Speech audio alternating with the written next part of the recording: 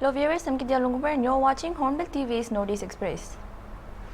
The transgender community in Assam has expressed heartfelt gratitude and happiness after the state government officially recognized them as a socially and educationally backward class, a move that paved the way for greater access to government welfare schemes and educational opportunities. Assam Chief Minister Himanta Biswa Sarma made the announcement during a press conference following a cabinet meeting, stating that transgender individuals will now be issued official ID cards and will be eligible for welfare programs, including reservations in education and jobs. With this historic move, Assam has become one of the few Indian states to formally recognize the transgender community under SABC, offering hope for a more inclusive and equitable future. Reacting to the decision, transgender activists shared the emotional journey of the community.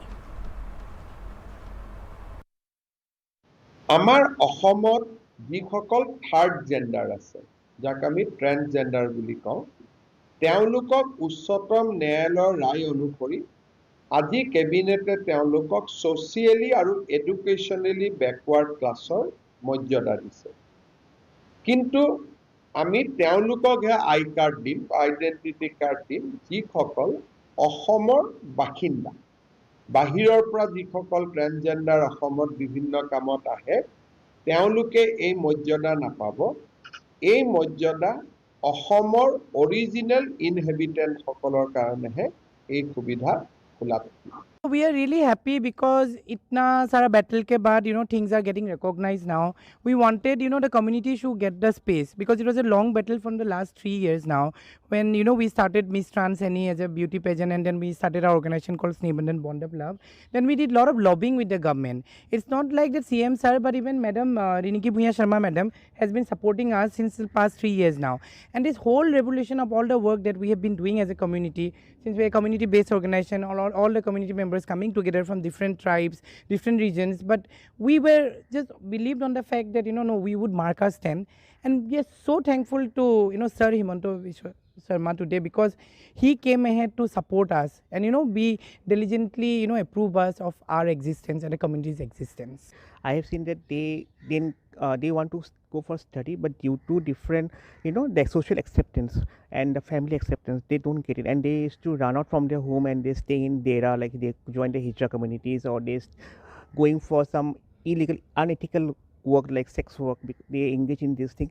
So, and at last they think that education is most important. I request our CM sir that they should, after provide the TG card, at least some of the provision that there should be like the education, health sector, which the TG community like gender affidavit care. It's like a surgery where the TG community spend a lot of money. It is very expensive. So we want the government should look after this so that it will be very easy process for us. Health, education, and this is the most important. First of all मैं government को thanks कहना चाहती हूँ मैं और मेरी community की तरफ से ये बहुत हम लोग के लिए बड़ा बात है ये जो हमारा आइडेंटिटी को सोसाइटी के सामने हम लोग खड़े कर चुके हैं अभी इन फ्यूचर तक ऐसा काम और अच्छे आए हम लोग के कम्युनिटी के लिए और हम भी तब हम लोग को मतलब उत्साह मिलेगा अच्छे काम करने के लिए और कम्युनिटी को अच्छे से देखने के लिए सबको सोसाइटी को अच्छा नज़रिए से देखें अभी पॉपुलेशन बहुत हुआ हम लोग का ट्रांसजेंडर कम्युनिटी में भी जो पहले छुप के बैठे हुए थे वो लोग बाहर निकल कर आए अभी आइडेंटिटी कार्ड निकल गया है तो और बाहर निकल कर आएंगे तो हम लोग का ये कम्युनिटी भी बहुत बड़ा कम्युनिटी है ये तो धीरे धीरे ये बाहर निकल कर आ रहा है तो हम लोग के लिए बहुत अच्छी बात है तब और सोसाइटी भी जानेंगे कि ये कम्युनिटी है ये एक इंसान है इनका भी एक हक है जीने के लिए अच्छे से यही बात है Cabinet Minister of Assam and representative of the Haflong constituency, Nandina Gorsola, on Friday visited the Janigan Lumpur site that has cut off National Highway 27 and the railways network since Monday last. A massive landslide has not only halted commuters by road, but also halted the rail services for the past 5 days. This is an important lifeline for South Assam, Manipur, Mizoram and Tripura. Speaking to the media, Minister Nandina Gorlosa said that it is an unnatural calamity as it has cut off the road as well as rail connectivity. The work is progressing at a rapid pace and in all likelihood, resumption of services is likely coming Sunday. She, however, said intermittent rain during night time is playing a spoil sport. आना तो पड़ेगा अभी कहाँ जाना है अभी औरंगाबाद जाओ। हाँ जी, काम है उधर। दिल्ली में हो? कहाँ से आप लोग?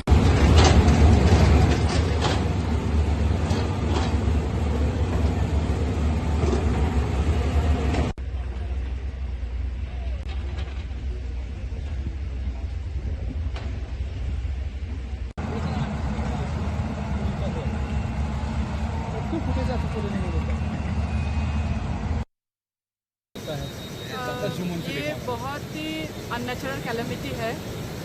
एक साथ रेलवेज और हाईवेज का प्रॉब्लम हो गया। तकलीफ तो कम्यूटर्स का हो रहा है।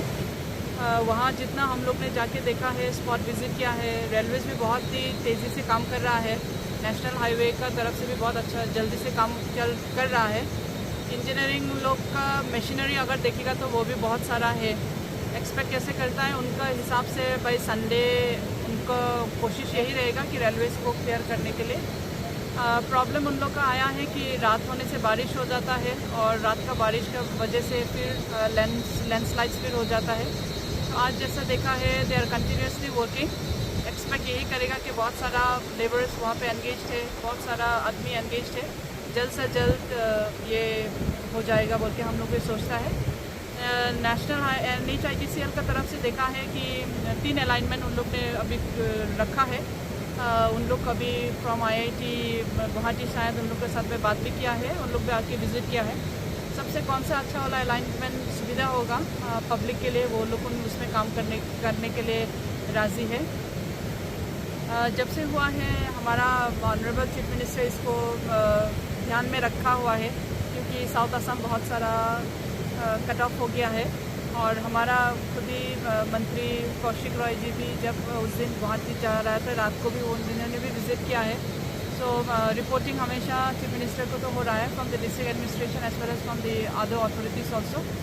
मैं भी सोचा हूँ कि हमारा ये दायित्व है कि आके इनको एनकरेज भी करें। बहुत सारा तकलीफ जो लेबर्स लोग उनका भी है, इंजीनियर्स का भी है, और सारे लोग जो यहाँ पे गुजर रहा था उन सबको भी थोड़ा एनकरेजमेंट जैसे देने के लिए 2-3 दिन पहले जब हुआ। In a heartening turn for Manipuri cinema, the 17th edition of the Manipur State Film Awards 2025 spotlighted the fresh and diverse voices of debutant filmmakers, while also honoring one of the most distinguished figures in Manipuri film history, Dr. Arambam Lokendra, with the coveted Lifetime Achievement Award. Organized by the Manipur State Film Development Society, the annual awards recognize the cinematic achievements of 2024, with newcomers dominating the fiction category. The state's top honor for Best Feature Film went to Langoy, directed by Madhuranjan Longjam. The film earned both critical acclaim and the cash prize of ₹2 lakhs. Madhuranjan also was conferred the Best Director Award for his direction of Langoy. Una-una, helmed by first-time director Irel Luang, won the award for Best Popular Film providing wholesome entertainment. Soma also received a special jury mention for her nuanced performance. Priyakanta Laishram's Oneness received a special jury award. Director Dinesh Norem was honored with Best Debut Film of a Director for Oithare, translated as Help Me. While fiction flourished, the non-fiction section saw limited recognition. Only 2 awards were conferred. The Legacy of 4 Generations won the Special Jury Award, and The Silent Performer, a short film by newcomer Hudram Rakesh, received a special jury mention. In the Writing on Cinema category, the jury withheld the award for Best Book, but Ashangbam Nitrajit was named Best Critic for his insightful contributions to Manipuri film discourse. The most prestigious recognition, the MSFDS Lifetime Achievement Award, was conferred on eminent scholar and cultural thinker Dr. Arambam Lokendra for his lifelong commitment and invaluable contributions to the growth and evolution of Manipuri cinema. The award carries a cash prize of ₹1 lakh. Executive body member may or MSFDS personality national and international award nomination to Manipur State Achievement Award lifetime Hornbill with Aribam Sam Sarma Long Samsramada Anba, Pigi, Anis Suda, Sri Loremon Piston Baby, Ignazi Lady, Sida, Anis Suda P, Om Suda Sri, O Biramangol Singh, Mela, Anuga, Tara Suba, Masimil Seculum, the Arden Basement Award name. Security force in Manipur on Thursday arrested 4 individuals, including 3 militants belonging to different outfits from Imphal West and Imphal West district. One active women cadre of the banned People's Liberation Army was arrested from Hauban Marak in Imphal West district on Thursday. She has been identified as Lok Krakpam Premi Devi and had served a monetary demand as well as threatened officials and courier service operators in Imphal area. One active cadre of Kanglepak Communist Party was arrested from Samuro in Imphal West district on Thursday. He has been identified as Shandam Roman Singh, 37 years of age, and had served monetary demands to general public in valley areas. One pistol without magazine was recovered from him. Also, one active cadre of Pripak was arrested from his residence at Kurai Thangjam Lekhay in Imphal East district on Wednesday. Another individual who had threatened locals using firearms was arrested from Mayang Imphal Bangun Maning in Imphal West district. He has been identified as Mohammad Helan, 25 years of age, 1.32 pistol along with 1 magazine loaded with 4 rounds, 1 dummy gun along with 1 fake magazine. In a significant development in the Raja Raghuvanshi murder case, Superintendent of Police Herbert Painiat Khargonkar on Friday said that a preliminary interrogation led to the recovery of a weapon, ammunition and Rs 50,000 from a vehicle linked to the accused. Speaking to the media, SP Khargonkar stated that during questioning, the accused Raj and Akash revealed the presence of a weapon concealed in a bag, which has since been seized. Since we have police custody, we will continue the interrogation to gather further information, he added. Investigators are now focusing on tracing other materials reportedly linked to the case. The accused claimed that laptops were discarded, but police are working to determine their exact whereabouts or whether they are still in possession. The investigation is ongoing. The preliminary interrogation statements, and you found there was the weapon that was seized yesterday, that gun, and along with the ammunition, and then that 50,000 which we had retrieved from the vehicle. So these are the things that we had recovered. But in fact, right now we are going to, since we've got police custody, we're going to interrogate more on the materials that were actually being disclosed by the previous accused. So the weapon yeah. the weapon that you have recovered yesterday, was it also part of this evidence into this case? Yes, because what we've learned is from the statement of of Raj as well as Akash. They had disclosed that there was a weapon in the bag. So accordingly, we were able to get that in there.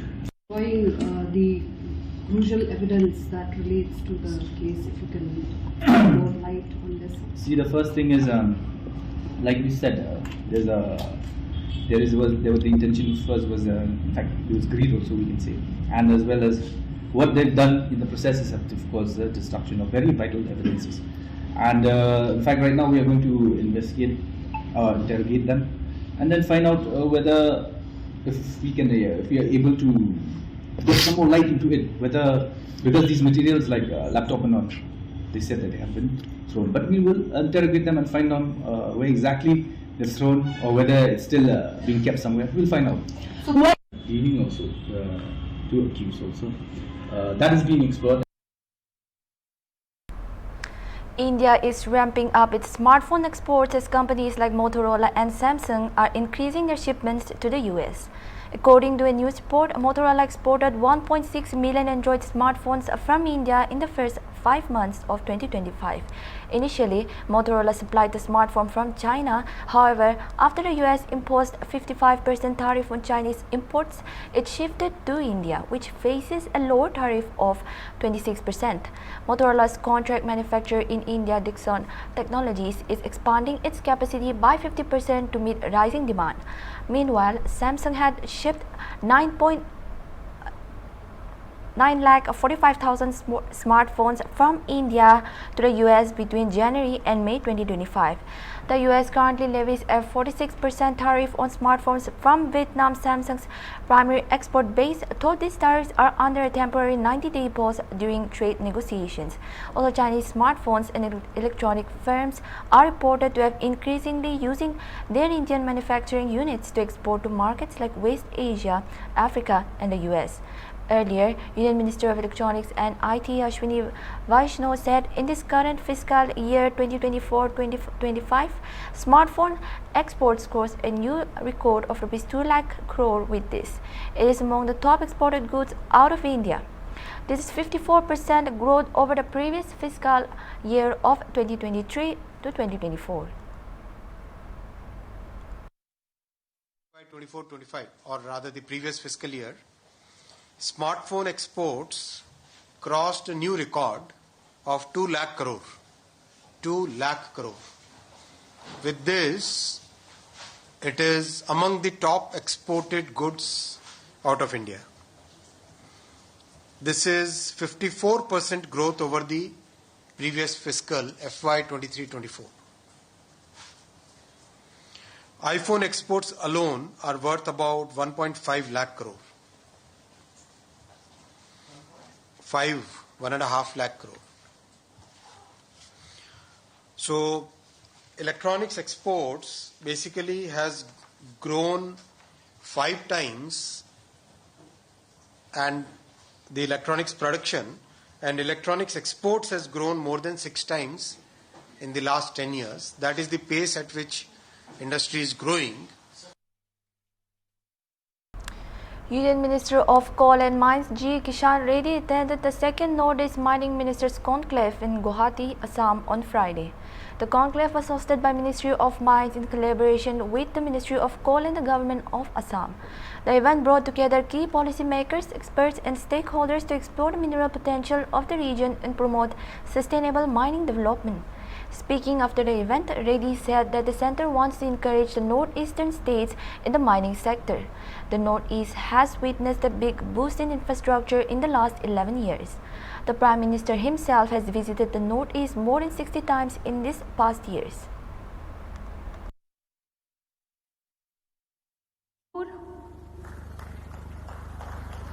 East Karo Hills, Meghalaya,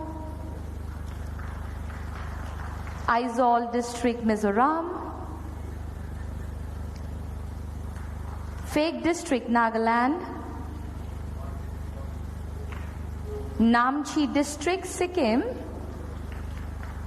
and Gomati District, Tripura. Thank you, sirs. Thank you so very much.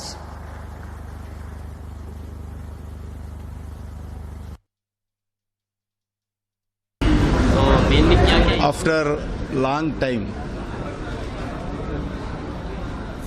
Government of India mining ministry के तरफ से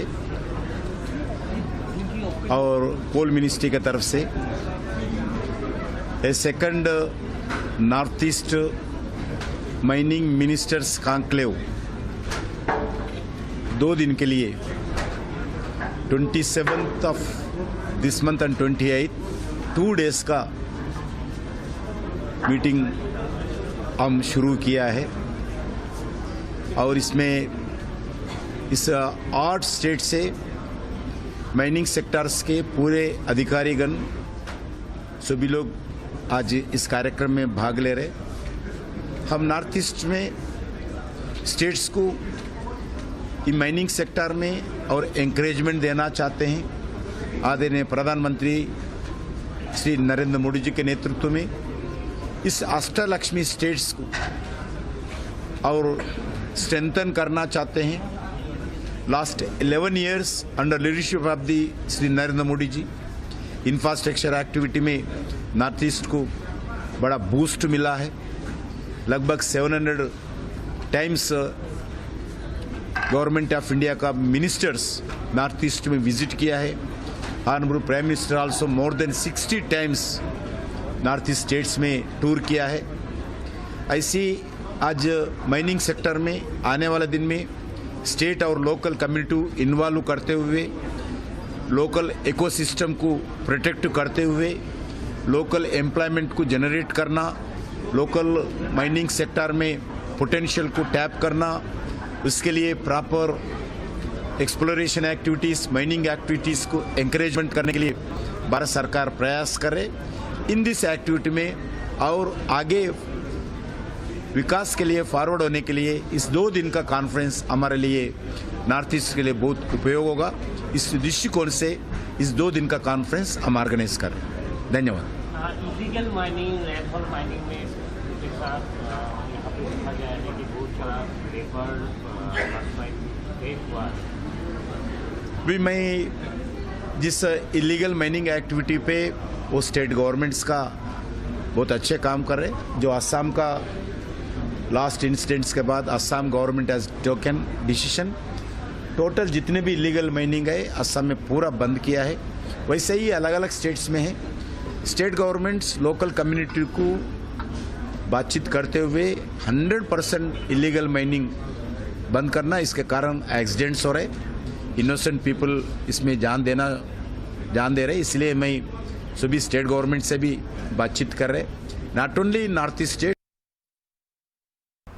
The center has decided to cut the toll rates for highways and bypasses by half. According to a report, the Road Transport Ministry has given the go-ahead for a change which will be notified in the next couple of days. The new norm will bring relief to commuters using highway stretches linking 2 neighboring cities, ring roads and bypasses built by central government in urban areas which usually have more such structures. As per current NH fee rules, the toll charge for every kilometer of elevated stretch or tunnel is 10 times the user fee collected for a kilometer of regular highway stretch. The formula is applied to recover the cost incurred to build elevated stretches and tunnels, which are more capital intensive compared to regular highway sections.